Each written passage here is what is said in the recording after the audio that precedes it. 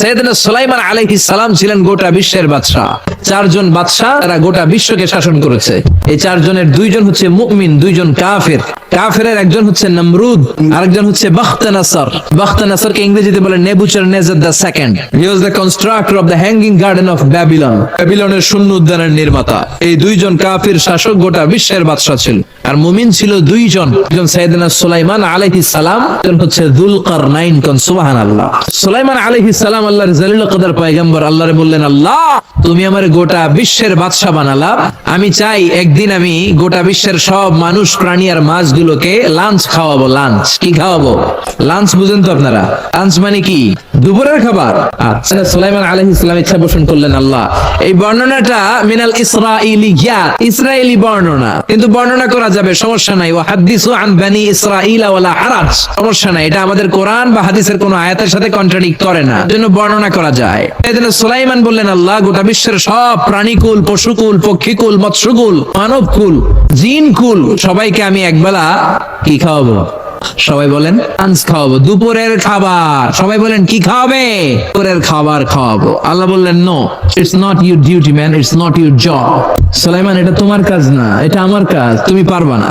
সুলাইমান বললেন, আল্লাহ let me try, আমার একটু চেষ্টা করতে দেন না, আমার মনে বড় শখ, গোটা বিশ্বের বাদশা আমারে বানায় দিলেন, গোটা বিশ্বের প্রেসিডেন্ট করে আপনি আমাকে সিলেক্ট করলেন, আমি যদি একবেলা সবারে মেহমানদারি করাইতে পারতাম, আমার কলিজাটা ঠান্ডা হয়ে যেত। সুলাইমান আলাইহিস সালাম জোরাজুরি করতে শুরু করলেন, আল্লাহ রাজি হয় না, সুলাইমান নবীও ছাড়েন না। পরে সুলাইমান আলাইহিস সালামের জোরাজুরির কারণে আল্লাহ বললেন, ওকে ট্রাই করে দেখো পারো কিনা। এদিন সুলাইমান আলাইহিস সালামের অনুসারী ছিল জিনেরা। জিনেরা ওনার কথা শুনতো, সব জিনদেরকে নিয়ে বসালো, জিনদের সাথে গোল টেবিল বৈঠক।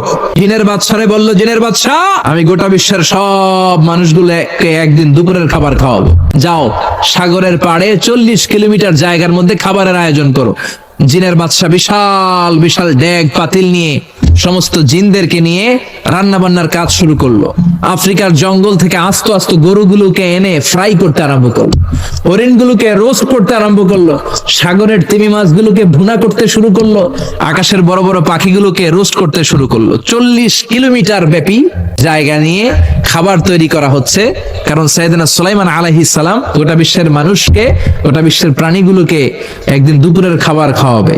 তো 40 কিলোমিটার জায়গার মধ্যে খাবারের আয়োজন করা হলো। সাইয়েদনা সুলাইমান আলাইহিস সালাম বললেন, রান্না করতে থাকো। করতে করতে বিশাল রান্নার স্তূপ, বিরিয়ানির স্তূপ, খিচুড়ির স্তূপ, পোলাওয়ের স্তূপ, রেজালার স্তূপ, ঝাল গরুর মাংসের স্তূপ, কোরমার স্তূপ, সব কিছুর স্তূপ করা হলো। ফল মূল মাছ মাংস এনে স্তূপ করা হলো 40 কিলোমিটার এরিয়া নিয়ে। কয় কিলোমিটার? সবাই বলেন কয় কিলোমিটার?